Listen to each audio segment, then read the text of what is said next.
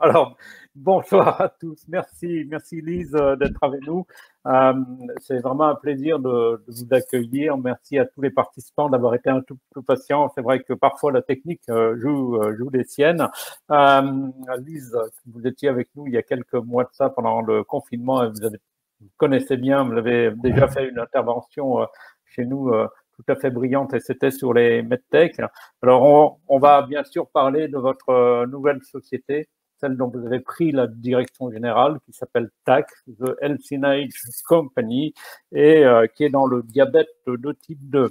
Avant tout, c'est une petite surprise parce que j'aimerais vous préparer et vous partager un document sur les deals du diabète de type 2. Il faut dire qu'au cours des 6 derniers mois, il y a à peu près eu 160 millions d'euros de transactions dans ce domaine, tout diabète confondu évidemment, que sur les 160 millions d'euros, au moins minimum 50% concerne le diabète de type 2 et qu'il y a eu un méga deal, une série C de 60 millions d'euros, juste pour le diabète de type 2 par une société qui s'appelle Virta Health, et qui engageait Sequoia Capital, Global Equity dans ces différents financeurs. Voilà un peu ce qui s'est passé. Alors, cela ne peut évidemment que générer de l'intérêt pour une société comme TAC, parce que TAC a choisi une voie très originale de développement.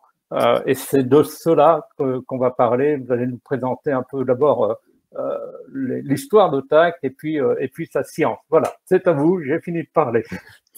Merci Jacques Bernard, et encore désolé pour ce contretemps.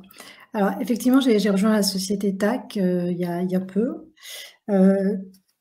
Vous la connaissez peut-être, mais c'est une jeune société de biotech qui a été créée en 2018, qui est basée en France et aux États-Unis, en Floride du Sud, et qui développe un candidat médicament ALF 5755, qui est un first in class pour traiter le diabète de type 2 et ses complications en luttant contre la résistance à l'insuline.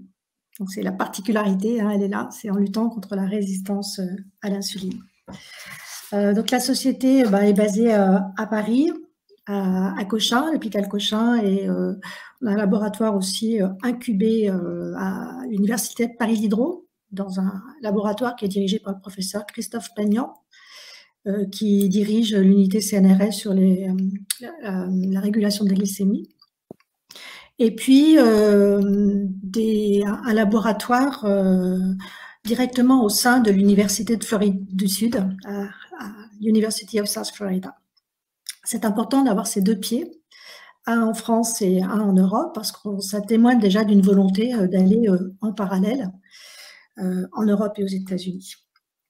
La société a été créée par un groupe de scientifiques, le professeur Christian Bréchot, que vous connaissez tous, qui est ancien patron de l'INSERM, ancien patron de l'Institut Pasteur, ancien VP de l'Institut Mérieux.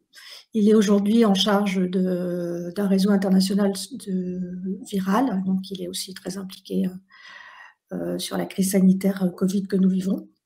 Et il a créé TAC. Il est fondateur. Il l'a créé avec d'autres personnes qui sont Paul et Gilles Amouyal, qui sont tous les deux médecins, cliniciens, qui exercent encore. Laure Jameau, qui a une expérience de plus de 20 ans en développement clinique. Et Christophe Magnan, donc qui dirige l'unité CNRS à Paris Diderot.